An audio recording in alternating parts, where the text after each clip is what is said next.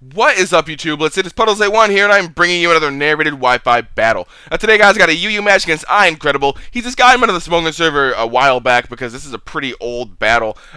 But I'm still using the team. That's my UU team. That is the team I'm using. And my opponent has a huge threat in the form of Virizion because that thing has a super effective move to hit all of my Pokemon. And if he's work up, then he's going to destroy my team except for my Cofagrigus because I can pretty much deal with it. But he does have the Cobalion to, balance out the fact that my Cofagrigus can deal with the Virizion. And then on top of that, he has the Honchkrow and the Victini. If the Honchkrow is sub-roost, then I'm going to have a huge problem. But if it's not, I can pretty much deal with it. And the Victini, I can deal with too, just depending on what set it is.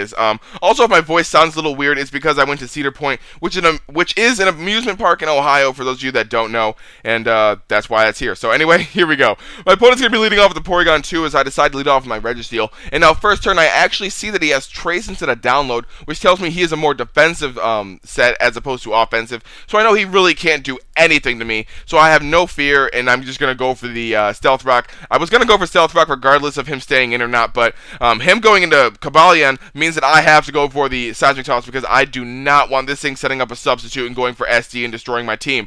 So I see he has Leftovers, which is kind of hinting to me that he's defensive, but I'm still in the mindset that like, no, he's bluffing the defensive set. Go for Thunder Wave. And so I go for Thunder Wave as he goes for the Close Combat.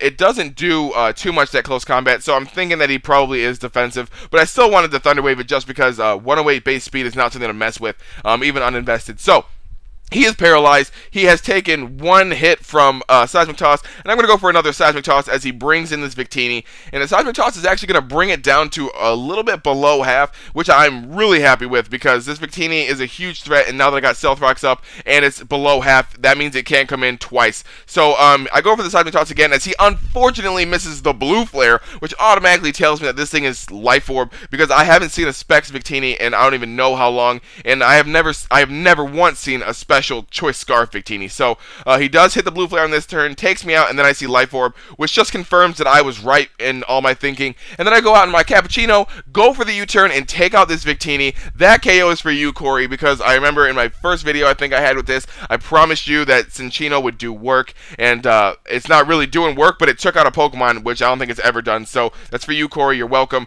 Anyway, I U-turn out into my Cofagrigus, wanting to bait out his Honchkrow. And then also, I want him to go for the Sucker Punch to hit me super effectively, or the substitute. I think I went for the Shadow Ball. I'm not sure what I went for, to be honest, because he gets a crit and takes me out, but I know for a fact that he had Insomnia, in case you guys didn't see, and that tells me that this thing is Choice Scarfed. Also, seeing Night Slash kind of confirms it's Choice Scarfed, because you don't really run that and anything else. But anyway, go on my quote-unquote Azumarill, and then I go for the Nasty Plot, because unlike Azumarill, I am Zoroark. I'm not sure if that makes sense, but whatever.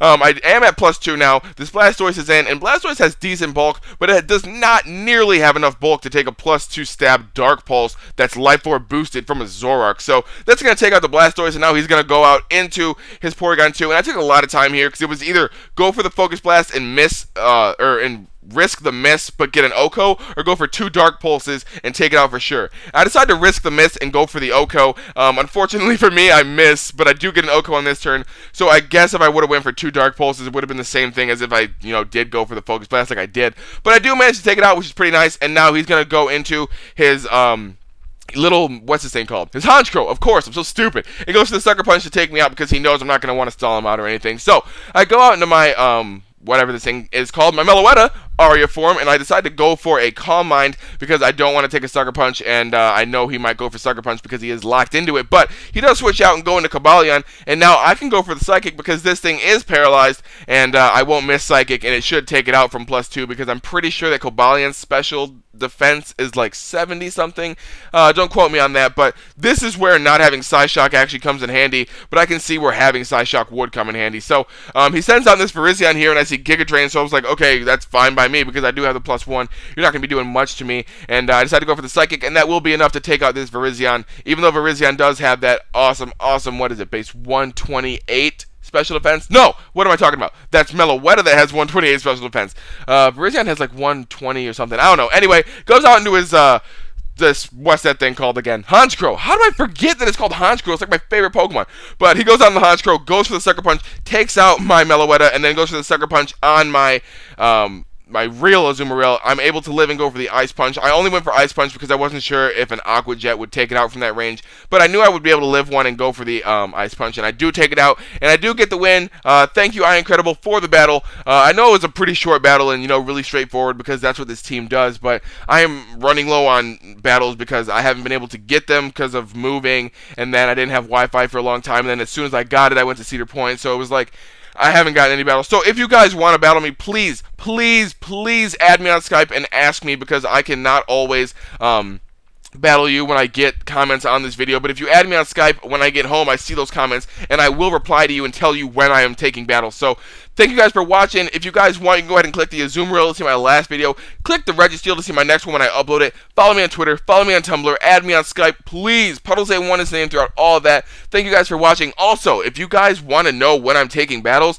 I will use my Twitter account to let you know when I am accepting battles, because I'm going to start doing that a lot more now to get the word out there. I only have 2 people following me on Twitter that are Pokemon players, and that is Mystical and Curse of Pokemon, and one of them doesn't play Pokemon anymore, and the other one, I don't even know if he goes on Twitter. But anyway, I'm still rambling on. This is going to be longer than the actual video, but thank you guys for watching again. Have a great day. Have a great night. Peace, love, and later, Gators.